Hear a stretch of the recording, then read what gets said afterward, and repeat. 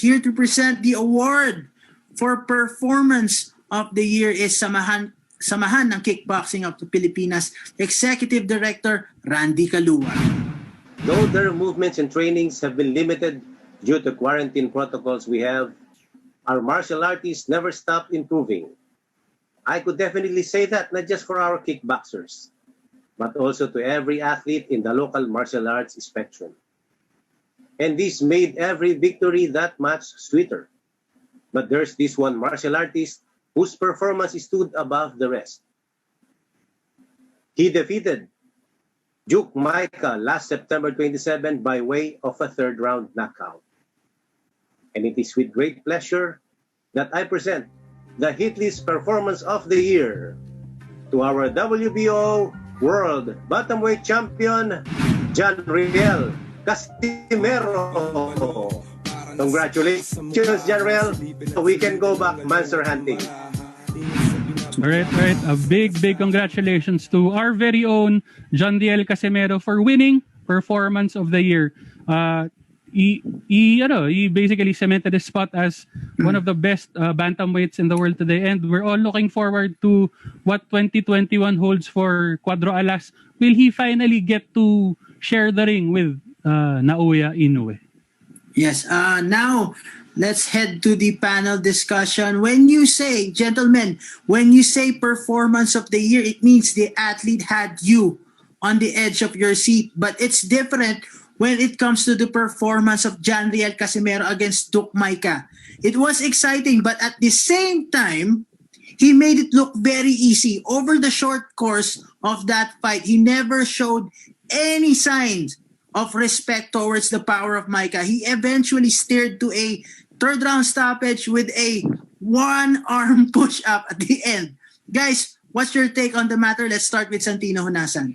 Yun nga, very impressive this year and towards the tail end of last year si John Riel Casimero. But with this performance with Duke Micah, he showed na talagang he's at the peak of his game right now. Iba ang level of confidence na dala ng John Riel Casimero ngayon. And apart from his performance inside the ring, it's his performance outside the ring that's getting people talking.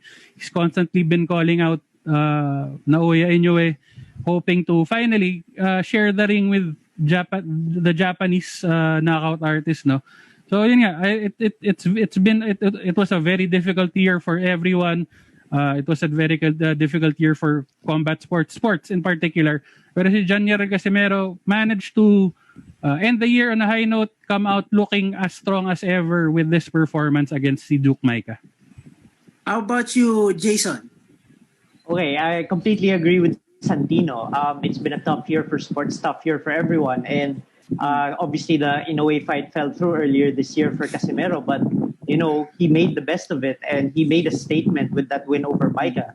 He made it look very easy, and now he's really knocking on the door of Inoue. And I think that's the fight to make in 2021. I don't think anyone can dispute that. So that's exciting. That's definitely something for Filipino combat sports fans to look forward to. Mr. Robert Villain. For me, I agree with both of you guys. Para sa akin, what makes that performance more impressive is that Micah is one of the up-and-coming stars of Ghana. Undefeated siya heading to that fight. And yet, again, just like what Santino said, very impressive. He made Micah look like an amateur, and again, it built as well the confidence of Casimero sa laban na yun. Hopefully, again, just like all of us here, sana matupad this coming 2021 yung laban kay Inoue. And yeah, that performance definitely will give him a lot of boost if that match will be materialized in the future. Just a follow-up question do sa inyong tatlo. Do you guys think that the outcome of this category, Performance of the Year, will be different if Denise Zamboanga had defeated Mei Yamaguchi in emphatic fashion? Let's start with Santino. Para sa akin, it's possible. Kasi si Denise Zamboanga was also one of the big names one of the big homegrown names to make noise in 2020. Sayang nga lang the pandemic and yung situation with Angela Lee prevented si Denise from possibly, no, she was potentially next, or she was slated to compete for the women's atomweight, the one championship women's atomweight title this year. But yun nga, si Angela Lee got pregnant and COVID derailed everything. So I think based on kung ano yung possible na outcome sana for Denise Zamboanga, had she been able to defeat si Mei Yamaguchi in emphatic fashion, like sa stoppage, it would have been possible na si Denise Zamboanga could have swayed the votes to her favor. Kasi nga, heading into that fight, si Denise Zamboanga was relatively unknown, and Mei Yamaguchi is an established veteran in women's MMA.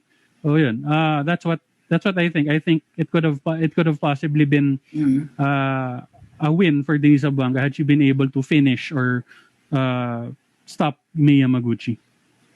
Robert? Yeah, I agree with Santino. Actually, yung Mei Yamaguchi Denise Zamboanga fight for me is a very close second place for the Performance of the Year award. Because again, relatively unknown si Zamboanga heading to that fight. And kilala naman natin si Mei Yamaguchi, right? And the factor there is that wala nakakagawa nun. Wala pa nakakagawa ng ganung performance against Mei Yamaguchi. And if we all saw the fight, Zamboanga dominated her from the opening bell. But again, kung there was a stoppage, most likely she could have bugged the Performance of the Year award. But again, for Jason, me, it's a very close second place for that fight. Now, Jason. For me personally, it doesn't change the result. That's not to take away from Denise's performances this year. She had two very good wins this year, especially the one against Mei Yamaguchi. While she didn't get the stoppage there, I think it was as dominant as you could get without forcing the stoppage. So while that was impressive, and yes, she's very much knocking at Angela Lee's door at this point, I think the right person still won in this category. Okay. Now let's move over. Sorry, okay, go ahead. Before we proceed, no, I'd like to share yung naging percentage breakdown between John Riel Casimero and the rest of the nominees. No, John Riel Casimero scored 70% among the total votes, while Denise Zamboanga came in second with 30. The other nominees, unfortunately, si Lito Adiwang and si Jameson Bacon, did not get any votes for Performance of the Year.